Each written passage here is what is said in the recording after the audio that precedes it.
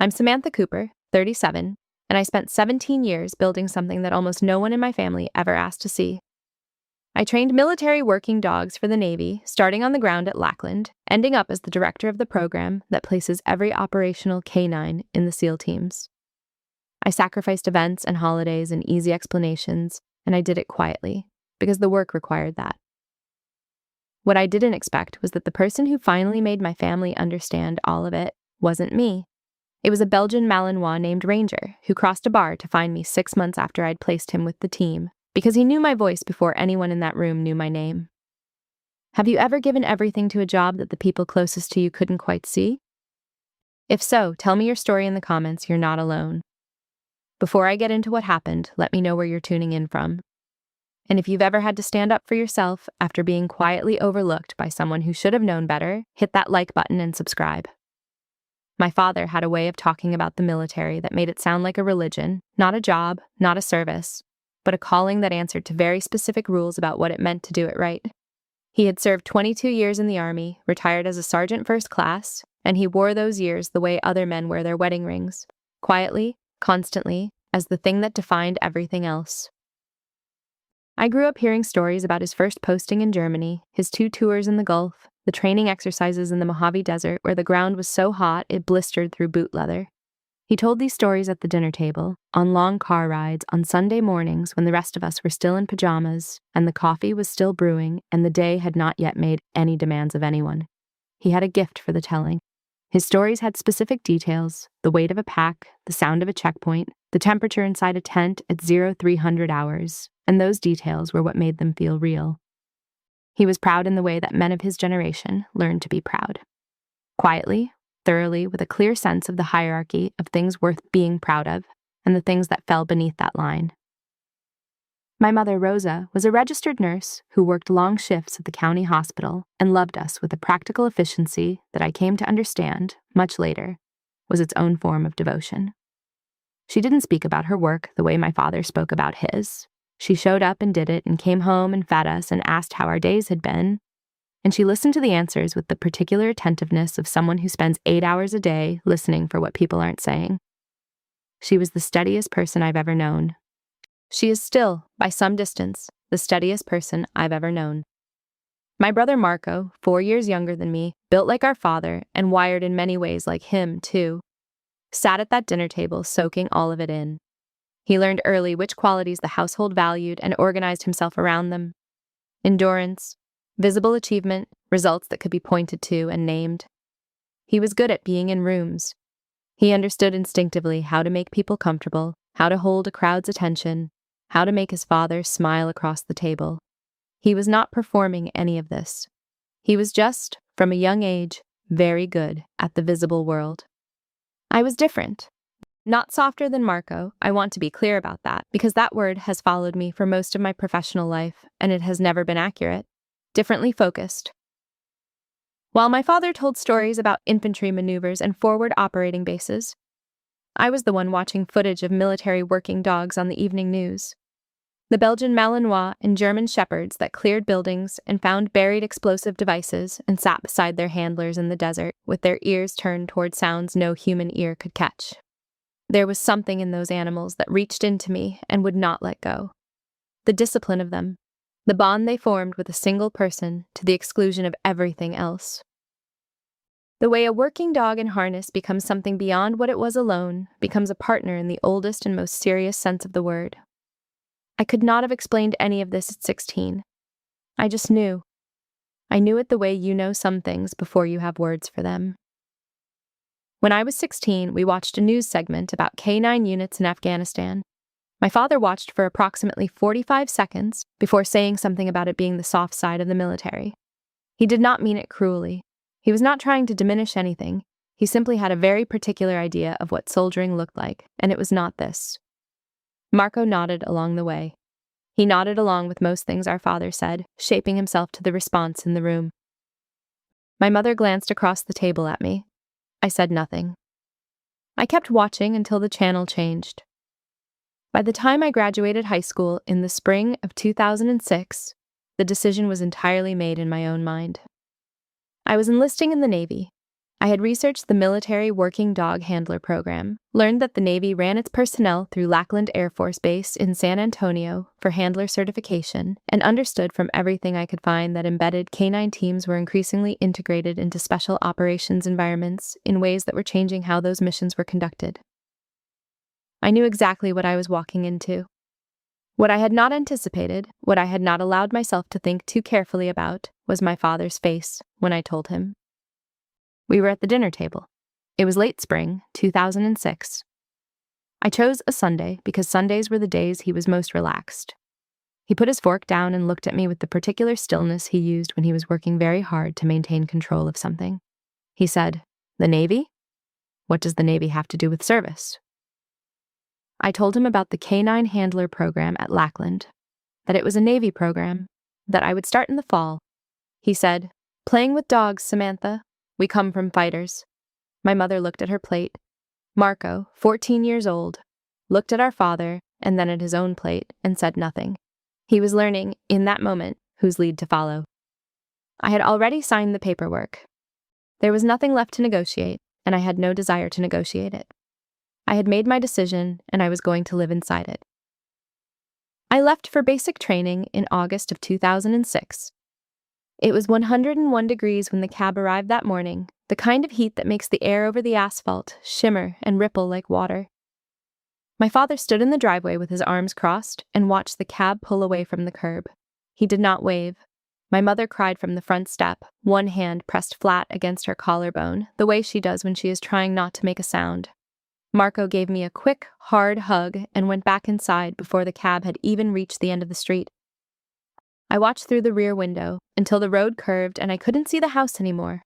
Then I turned forward and watched where I was going instead. I have thought about that cab ride many times in the years since. Not with regret, I have never regretted the decision I made in that driveway, but with a kind of affection for the person I was in that back seat, watching the house disappear around a curve and deliberately turning to face forward. I was 18 years old, and I had made a decision that the people I loved most did not understand and could not support. And I was going toward it anyway. That is a particular kind of confidence, not arrogance, not bravado, but a quiet, internal orientation toward what you know to be right for you, regardless of who is watching or what they make of it. I did not know then that I would spend the next 17 years practicing that orientation in progressively higher stakes environments. I just knew I was going the right direction. Basic training was not the revelation it sometimes is for people who have never lived inside structure. I had grown up in a household that ran on it. The discipline of it, the rhythm of commands and responses and formation, felt less like something new and more like something familiar given a formal name. What surprised me was my own endurance, not the physical endurance, which I had spent months preparing for, but the endurance that comes from being quietly, completely certain about something in an environment that is specifically designed to shake you loose from whatever you were before. I had that certainty. I kept my head down and worked and did not complain and did not make enemies and did not flinch, and at the end of it, I stood in formation and felt something settle into place inside me that has stayed settled ever since. By the time I arrived at Lackland for K9 training, I was already good at disappearing into the work. My first assigned dog was a German Shepherd named Bravo, large and stubborn, and brilliant in the precise, purposeful way that working dogs are brilliant, with a drive to work that was as much a part of him as the color of his coat. The training instructors noted at the end of my first month that I had what they called an unusual rapport with working dogs. What they meant, I came to understand, was that the animals listened to me without my needing to raise my voice or establish dominance through volume. I was simply steady.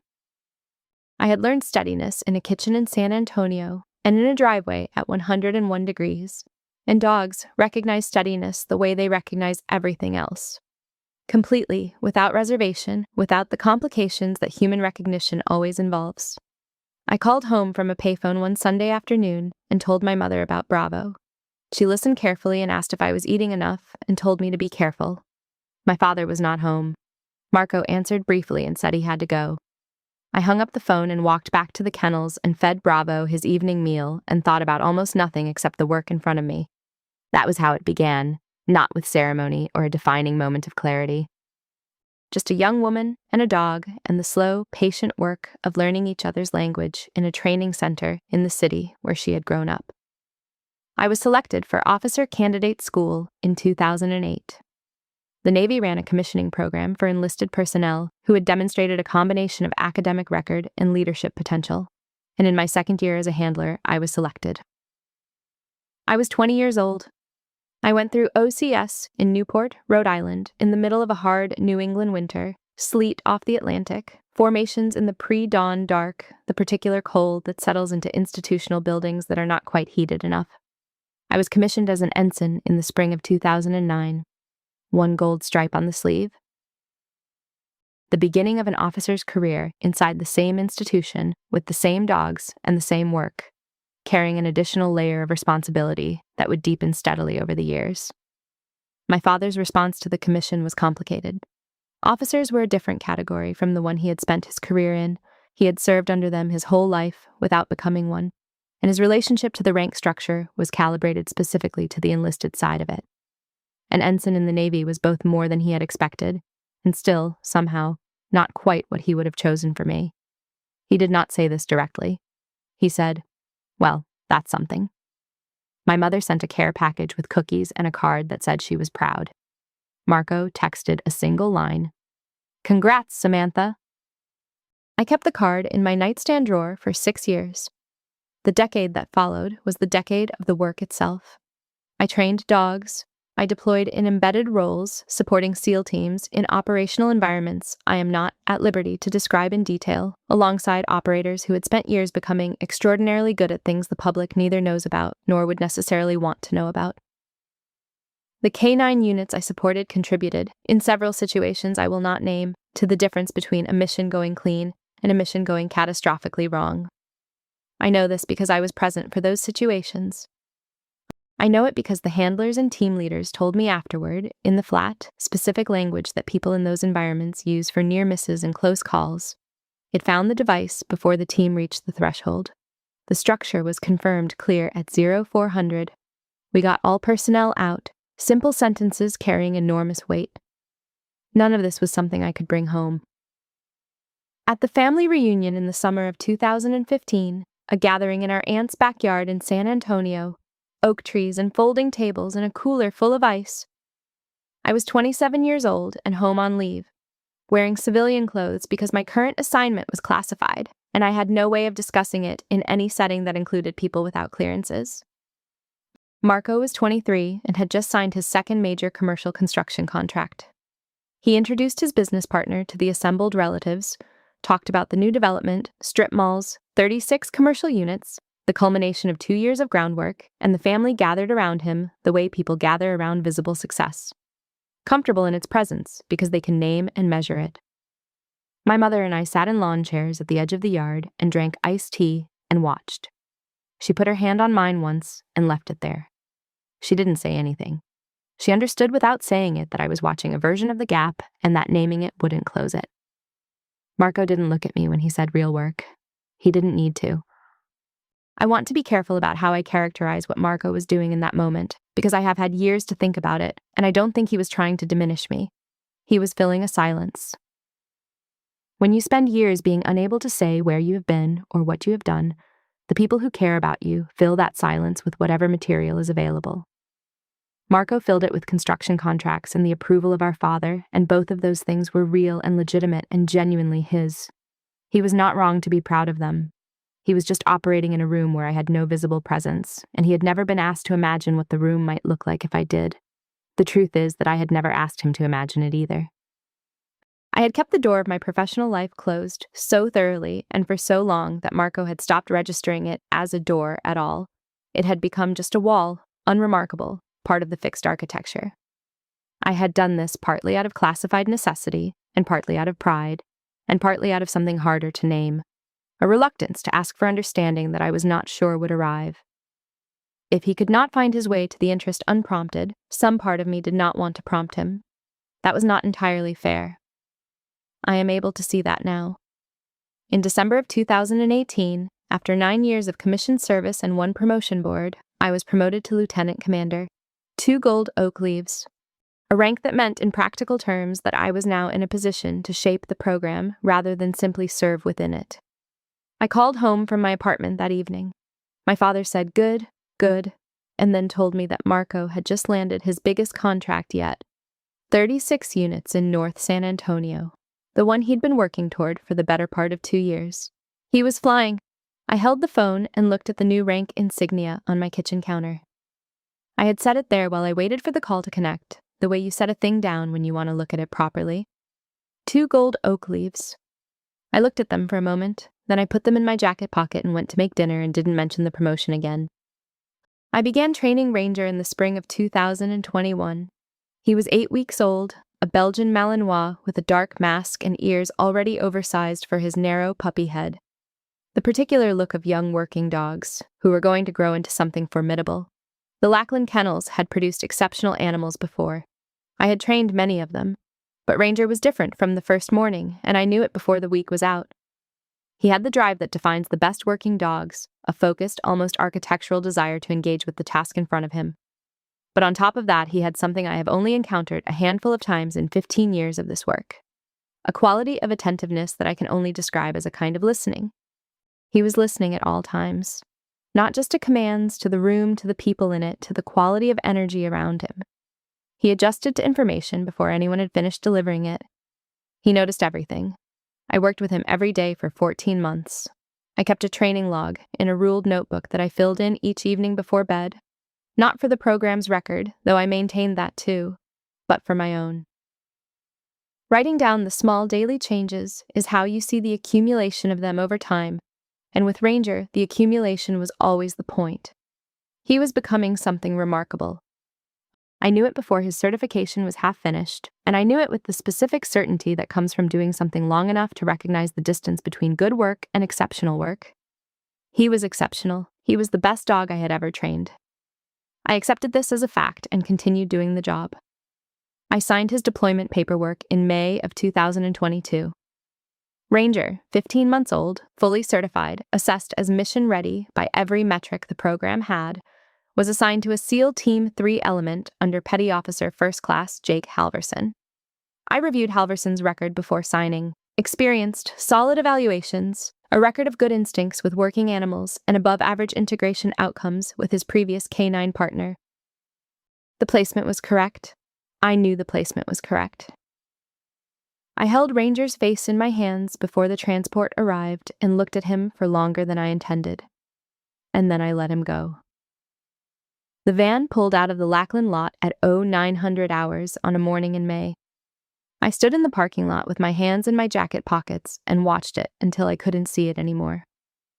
Then I went inside and opened the file on the next cohort and started at the beginning. The following year, I was promoted to commander. The year after that, I was appointed director of the Naval Special Warfare K-9 Training Program. My father said on the phone, "That's quite a title." My mother sent a card and cookies. Marco texted, "Congrats, Samantha." I was 36 years old, and I ran the program that produced and placed every operational working dog in the SEAL teams. Almost no one outside that world knew what that entailed. Inside it, the program and the person running it were known precisely. My family had never been inside that world, and I had reached a point where I had accepted this as simply the nature of the work I had chosen. Some things you carry alone because there is no other option. Some gaps you live with because bridging them would require more explanation than either side has bandwidth for. I had not yet found out that this was not always and entirely true. My brother Marco had never visited San Diego. He had been promising for 3 years, construction deadlines, family obligations, the general busyness of a man whose life is conducted entirely in the visible and reachable world, where good intentions are never short of reasons to wait. In October of 2025, he bought the ticket. He flew out the first week of November, and we spent 6 days doing what you do when you are trying to cover old distance with new conversation. The waterfront, the zoo, a sunset cruise neither of us would have chosen independently, but that turned out to be genuinely pleasant. We were careful with each other. Siblings who have been politely estranged for long enough sometimes forget exactly where the estrangement began, and that forgetting is its own kind of progress. On Friday evening, the 5th day of his visit, I took him to a bar near Naval Amphibious Base Coronado. It was a bar I frequented occasionally. The clientele was almost entirely military, and the unspoken social language of the place was familiar to me without my having to perform it. I was still in the clothes from a long afternoon at my desk. Jeans, a blue blouse, my hair down. I was tired in a comfortable way and glad to have my brother nearby for a few more days and not thinking about much of anything except a quiet drink at the end of a long week. We found seats at the bar. I was looking at the menu when I heard it. A voice, from the corner of the room. "Wrong bar, princess!" I looked up. 2 Navy SEALs were watching me from a corner table, young, the physical bearing unmistakable to anyone who had spent significant time in these environments. The particular kind of alert stillness that operators carry even off-duty, the way they occupy a room. The one who had spoken was grinning with the easy confidence of a man who had never found his read of a situation to be wrong. His partner laughed. And my brother Marco, without thinking, without pausing to consider who was sitting beside him, reflexively and completely, chuckled and looked away. I did not look at Marco. I turned to the bartender. Whiskey. Neat. I had spent 17 years in rooms where no one knew what I had done. I was entirely accustomed to that invisibility. It was in many ways the condition of the work I had chosen. The seal in the corner was not the wound. What I noted, quietly, precisely, in the way that I have always noted things that matter, was that my own brother was sitting beside me while strangers reduced me to furniture, and he had found it mildly amusing. I filed that observation somewhere I knew I would need to return to. Then I sat with my drink and let the noise of the room close around me and said nothing.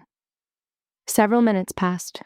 Marco and I were talking about the restaurant where we'd eaten that afternoon, a place on the waterfront with good fish and mediocre wine that we had both quietly decided to call a good experience. I was mid-sentence when I heard a sound that stopped me before I had consciously identified it. A low, urgent whine. The sound a Belgian Malinois makes when he has encountered something unexpected. I looked toward the corner table. The larger of the 2 SEALs had both hands on a dog's collar. A Belgian Malinois, 3.5 years old, dark-muzzled, with his ears rotated fully forward and his whole body oriented toward me. The dog was standing. He had not been standing a moment before. The SEAL was saying quietly and firmly, with the authority of a man who had never needed to repeat a command to this animal in the time he'd worked with him. "Ranger, down!" Ranger did not sit down. His tail began to move in the slow, weighted rhythm that signals recognition rather than simple excitement. His nose worked the air between us systematically. He took one deliberate step toward the bar, pulling both the SEAL's hands with him. He took a second step. The SEAL tightened his grip and repeated the command. Ranger took a third step and broke free of the collar grip without apparent effort or urgency, as though the command and the grip were both simply less important than what he was attending to, and walked the remaining distance to where I was sitting. He pressed his head against my knee with the settled, certain weight of an animal who has arrived exactly where he intended to arrive. Then he looked up at me and whined again, quieter this time, lower, the register of recognition rather than distress. The bar had gotten quieter around us. Jake Halverson came to the bar. He was apologetic and genuinely baffled, the specific quality of confusion that cannot be fabricated, because it comes from watching an animal you have trusted with your life do something it has categorically never done before, and being unable to construct any explanation for it. He apologized for the dog and said it had never happened before, not once, and he honestly did not know what to make of it. I looked down at the animal pressed against my leg. I said, "Hey, Ranger. 3 years. 3 years and 14 months of training and a parking lot in May and a transport van pulling away from the Lackland lot at 0900.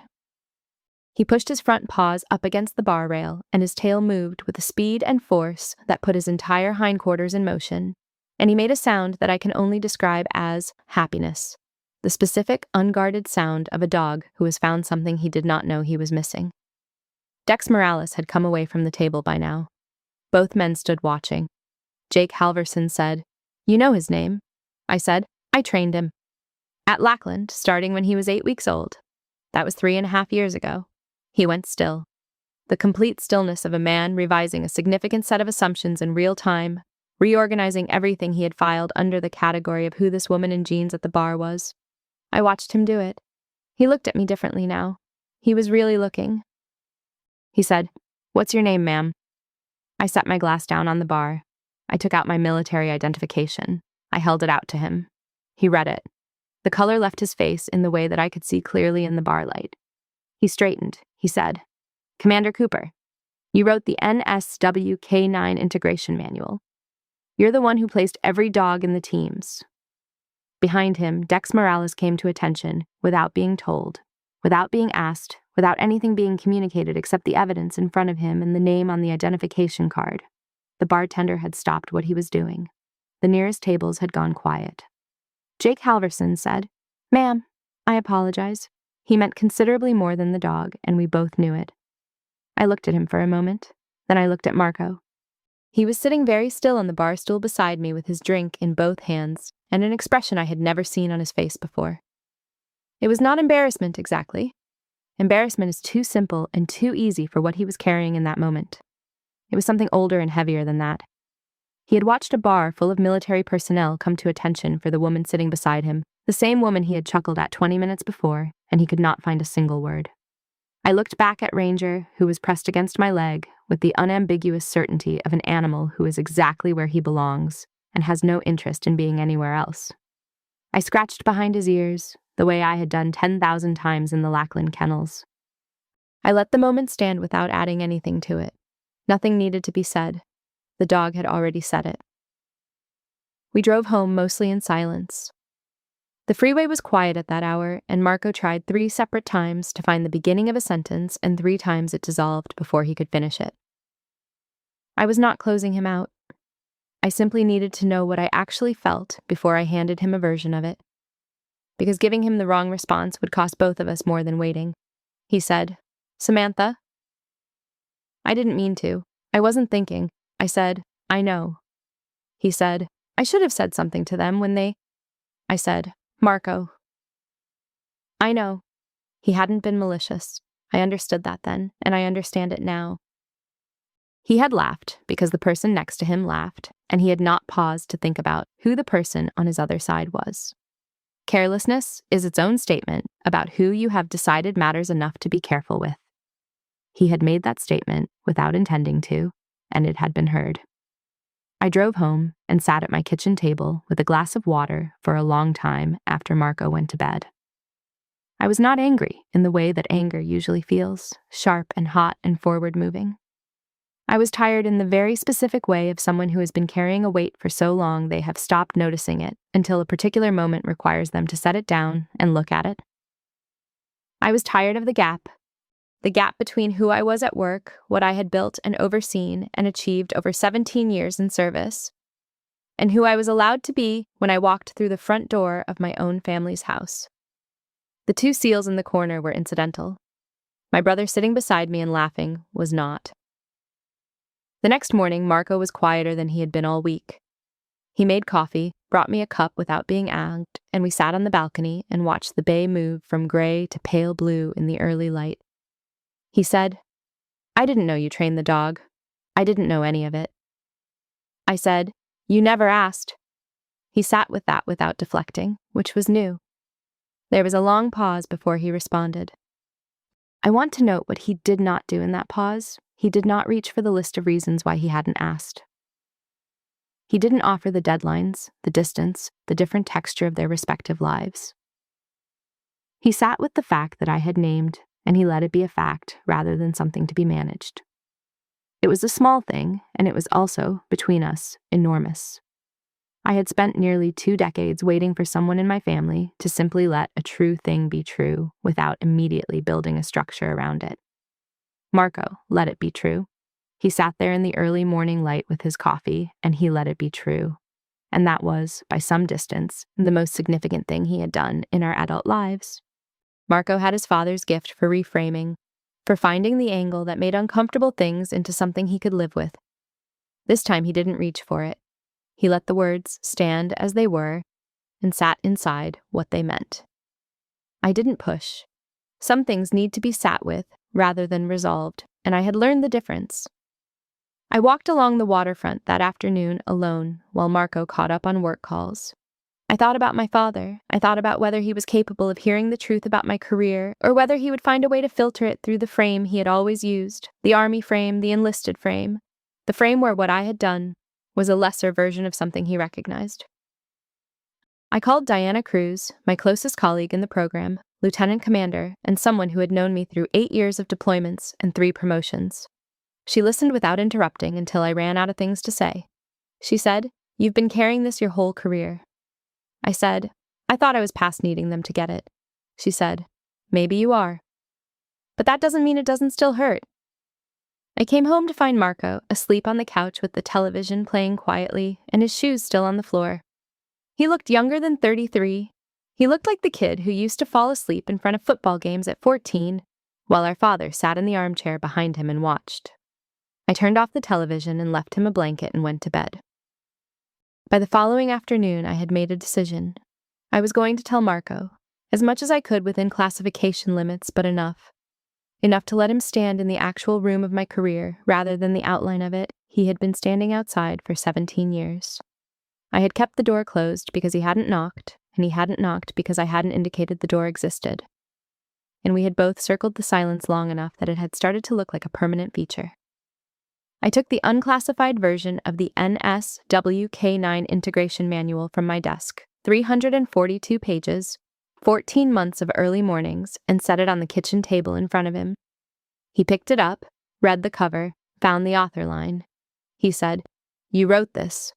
I said, "Every word." He turned the pages without reading them, cover to cover, getting the weight of the thing, the architecture of it, the size of what he was holding, the training protocols, the integration frameworks, the deployment criteria, and operational application studies.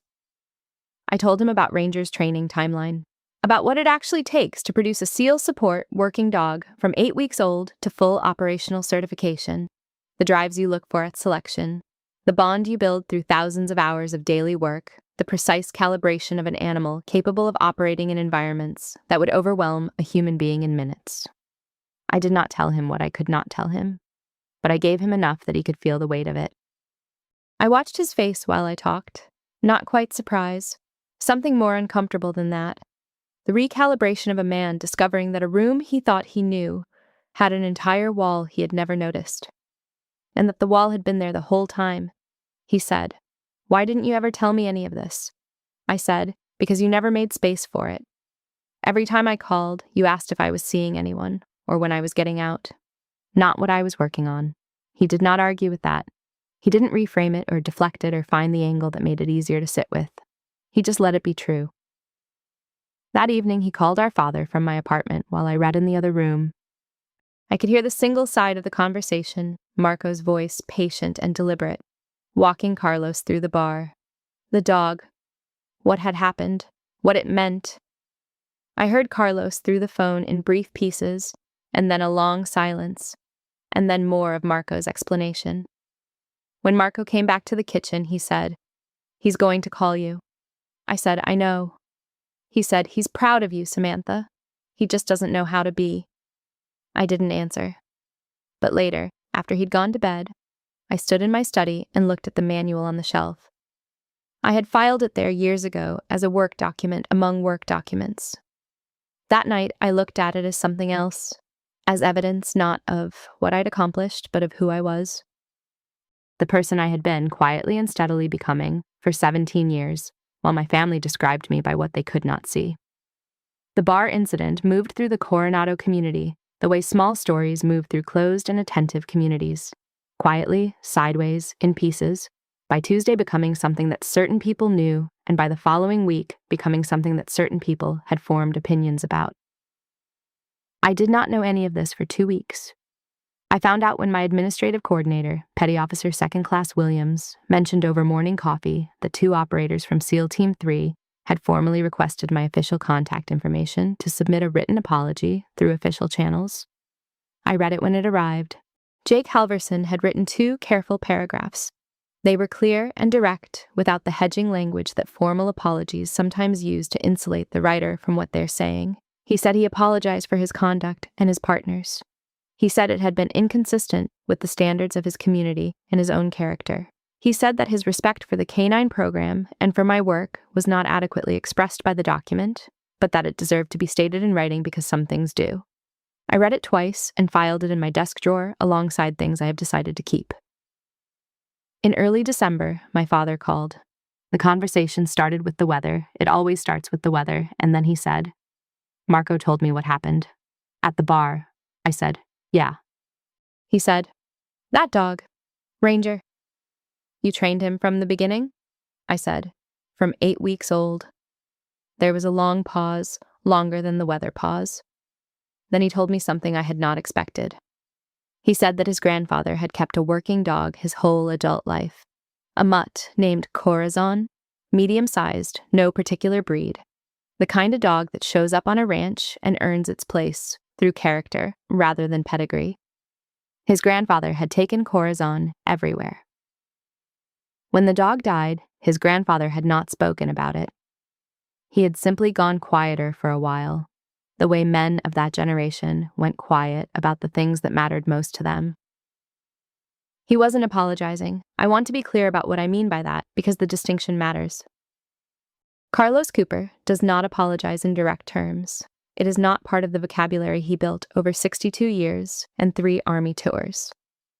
But he was building something in that conversation, a bridge out of material he understood, the complete and uncomplicated loyalty of a working animal toward something he was trying to understand, which was the life his daughter had built around that same quality in herself.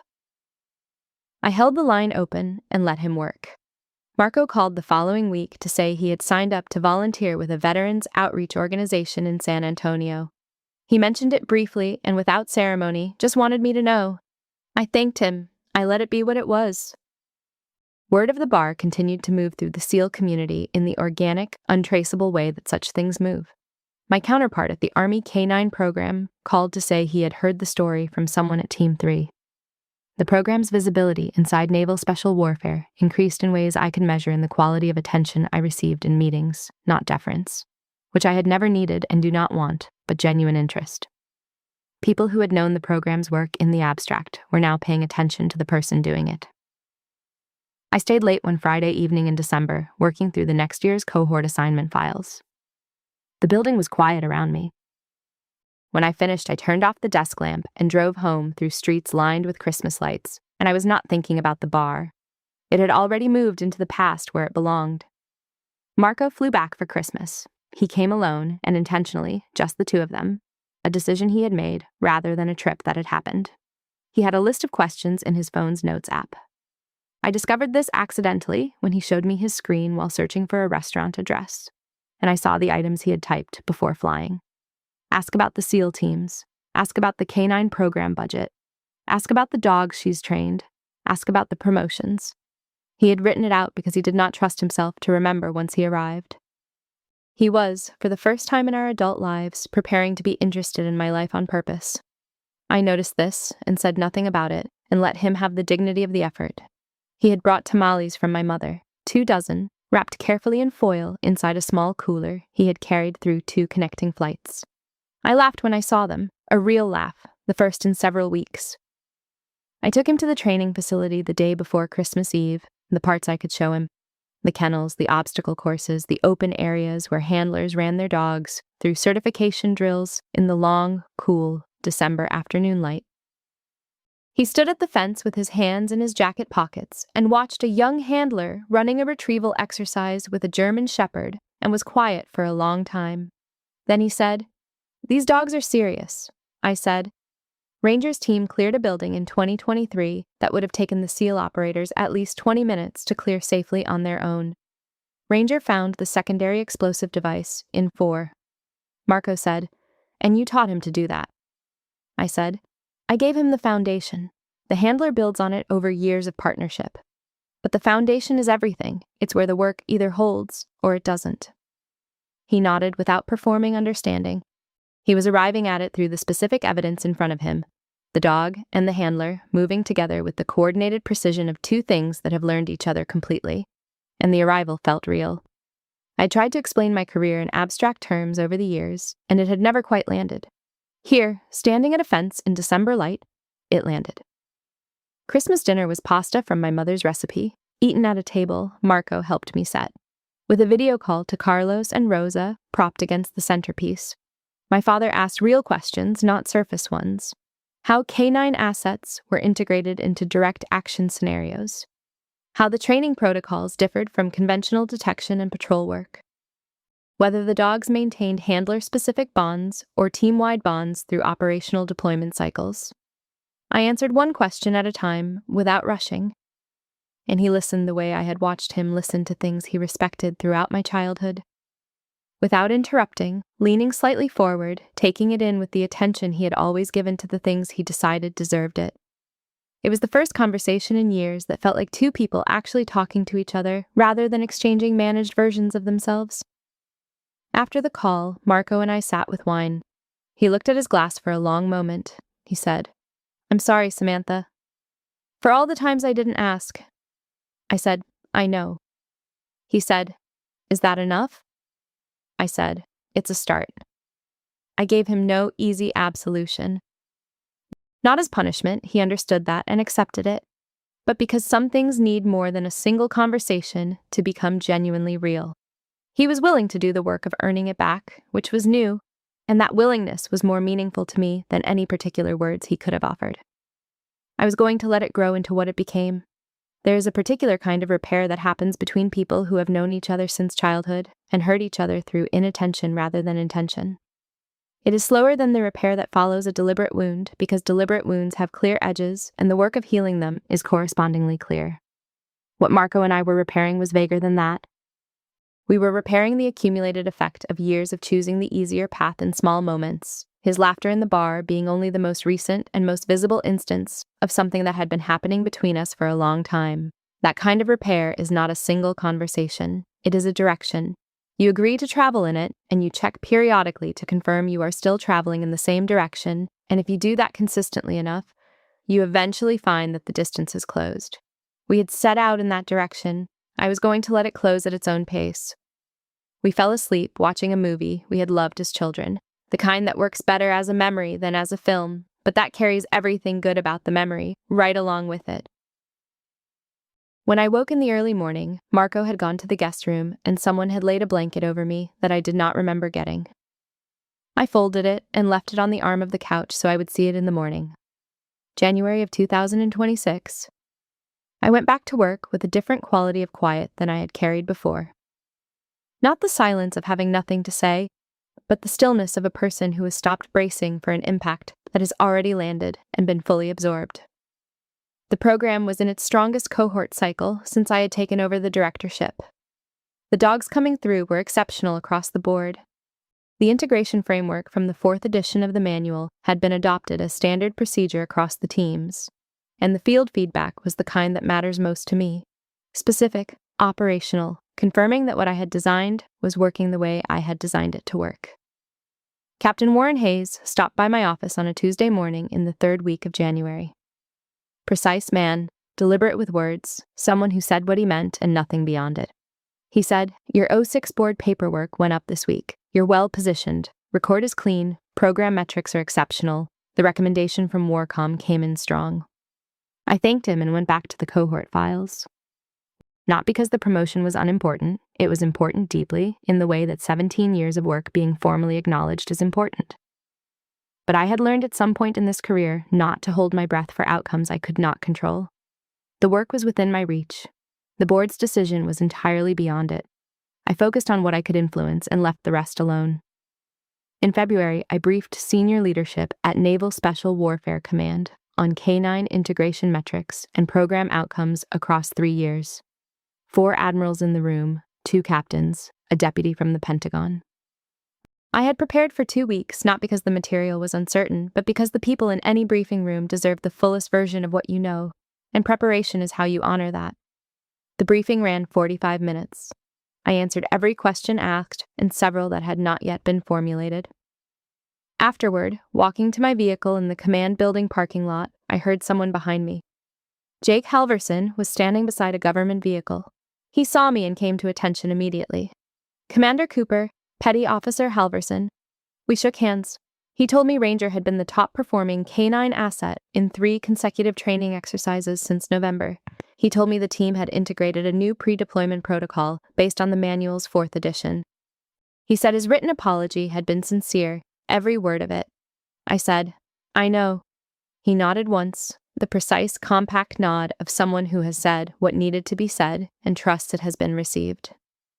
We walked to our vehicles. I thought, walking to my car, about the version of Jake Halverson who had sat in a corner booth and made a calculation about who I was based on nothing but my clothes and my posture, and the fact that I was in a room he thought of as his.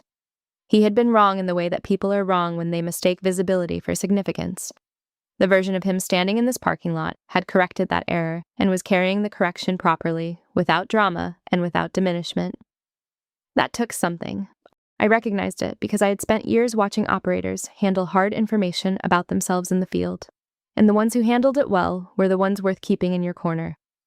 I drove away feeling lighter than I had in a while, not because I required his acknowledgement, but because it confirmed that what had happened in the bar had been real for him too. That it had changed something. That the work in being seen had mattered in that small and specific way, in addition to all the other ways it mattered. A letter arrived from my father in early March. Handwritten on the lined notebook paper he had used his entire life. 2 full pages, front and back, the handwriting more careful than his usual hurried script. He wrote about Coronado, his grandfather's working dog, the animal who had stayed at his grandfather's side through hard country for years, loyal in the specific and uncomplicated way that working animals are loyal, asking nothing and giving everything. He wrote that hearing my voice on the phone recently made him think of Coronado, that I had the same quality in my voice, steady, reliable, present when needed, and never performing when not. He said he thought he had not understood before the bar what I had actually spent my life building. He said he thought he understood better now. He did not write the words, "I am sorry." He was 62 years old with 3 army tours behind him and a lifetime of keeping the most important things just below the surface. And this was as close as he could come. He had written 2 pages to arrive at the approximate territory of an apology, and that was more than I had ever had from him before, and I decided without any particular difficulty that it was enough. I folded the letter and put it in the drawer where I keep the things I have genuinely earned. Ranger's retirement paperwork came through in the first week of April. He had sustained a leg injury during a February training exercise. Not serious, not surgical, no threat to the quality of a normal life, but enough to end operational deployment status under SEAL Team readiness protocols. The program formally recommended retirement to pet status. His handler filed the paperwork. I filed the adoption application the same afternoon I received the notification. There was no deliberation involved. The answer had been obvious for 3 years. His retirement ceremony was held at the K-9 facility on a Tuesday morning, small and appropriate in scale, attended by the people who had worked with him and cared for him. Jake Halverson stood with his team for the final time, with Ranger at his side. There were brief remarks. Ranger sat through them with the characteristic alertness of a trained working dog, ears cataloging the room systematically, body still, attention comprehensive and complete, as though this too were a mission and he had not yet been relieved of it. When the ceremony ended and the handlers stepped forward to say their goodbyes, I came forward from the back of the room. Ranger heard me before he could have seen me. His ears rotated first, then the rest of him followed, the way it always had and always would, across any distance, through any noise, past any competing instruction. He came to me without hesitation, without hurry, with the absolute certainty of an animal who has located exactly what it was looking for. I knelt down and held his face in my hands the way I had on his first morning at Lackland when he was 8 weeks old and uncertain of everything except the instinct to engage. The handlers behind him were watching, some of them people I knew and had worked alongside for years. They watched Ranger come to me, and none of them looked surprised. The working dog community is small and attentive, and the story of the bar had traveled through it in the months since November, and I think what they were watching in that moment was not a surprise, but a confirmation that the bond I had described in the 4th edition of the integration manual. The bond that forms in those early training weeks and does not fully dissolve regardless of how many subsequent handlers and assignments and years intervene was real in the specific and observable way. Ranger coming to me across the room was its own kind of evidence. The same evidence the bar had been. He was 4 years old now. He was certain of very little except this moment and the hands holding his face. By the end of April, Ranger had cleared the facility's security requirements for office animals and was spending most mornings under my desk. He lay with his chin on my foot while I drafted curriculum. He lifted his head when my voice changed register in phone calls. He came to full alert whenever someone knocked on the office door, always prepared, never required, entirely content with the situation as presented. He did not replace the work, nothing replaces the work, and I would not want it to. But he changed the texture of the days in the way that a steady presence always changes the texture of things. The promotion notification arrived on a Wednesday morning in late April. Captain 06, effective the 1st of June, 2026. I read the email twice. I sent a brief, formal acknowledgement. I closed my laptop. I sat in the quiet of my office with the morning light coming through the window and Ranger asleep at my feet, and I simply let it be real. I had spent 17 years building toward something. Not this notification. The notification was a confirmation, not an endpoint. What I had been building toward, I understood then, was simpler and more durable than a rank.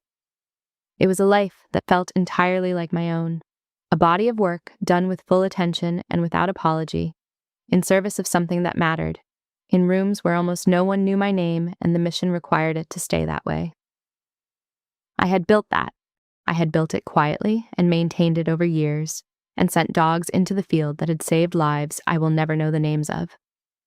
And I had done all of it without needing anyone to see it. The work had found its own way to be seen, through a Belgian Malinois who crossed a bar to find me by the sound of my voice, alone. I thought about my father reading the news segment with me when I was 16, the particular dismissal in his voice when he said soft. I thought about what I would say to that 16-year-old version of my father now, if I could. I thought I would tell him to watch more carefully, to watch what happens when a trained military working dog crosses a room on nothing but a voice, no command, no incentive, no coercion of any kind. To watch that and then tell me again that it is soft. The things that bind without coercion are not the soft things. They are the hardest things in the world to build and the most difficult to break. I had spent 17 years building something that held. My father needed a letter from a dog to understand it. I found, walking along the waterfront in April, that I was grateful for that letter, rather than frustrated by how long it had taken to arrive. That evening I walked along the waterfront at dusk, Ranger moving at my side with the loose, unhurried gait of an animal who has been given back his freedom and knows exactly what to do with it. The bay was quiet. The light was going gold off the water in the way it does in San Diego in April, the particular gold of the Pacific coast at that hour, the kind that makes everything it touches look like something worth keeping. I thought about the bar, the voice across the room, the laugh from the bar stool beside me, the echo of both of those things inside my chest, and found that it had gone quiet, not erased, not forgotten, resolved. The way pain resolves when what caused it has been properly addressed, and you have stopped pressing it to see if it still hurts. What was left was the particular lightness of a life that had finally, completely become my own. Ranger pressed against my leg as we walked, mirroring exactly what he had done 6 months earlier in a bar near Coronado, when he had crossed a room on nothing but the sound of a voice and found me without hesitation. I reached down and rested my hand on his back. He leaned into it, the way he always had, the way he always would. We walked until the light left the water, and the city came on behind us, and the bay went dark, and neither of us was in any particular hurry to be anywhere else. The things you build with integrity always leave a mark, even when you never see where they land. You just have to be patient enough to wait for them to find their way back to you. And sometimes, not always, but sometimes they do. Ranger is asleep under my desk right now as I'm thinking about how to wrap this up. And I keep coming back to this, the most important things I ever built. Nobody outside of a very small world could see. 17 years. Hundreds of training sessions. A manual that now runs across every SEAL team. And it took a dog crossing a bar on nothing but instinct for the people closest to me to understand what any of it meant. I'm not sure I would change that, even if I could. There's something clarifying about doing the work without an audience. But if this one resonated with you, if you've ever been quietly underestimated by someone sitting right next to you, I really want to hear your story. Drop it in the comments. What was the moment they finally saw it? And if you haven't subscribed yet, hit subscribe and the bell.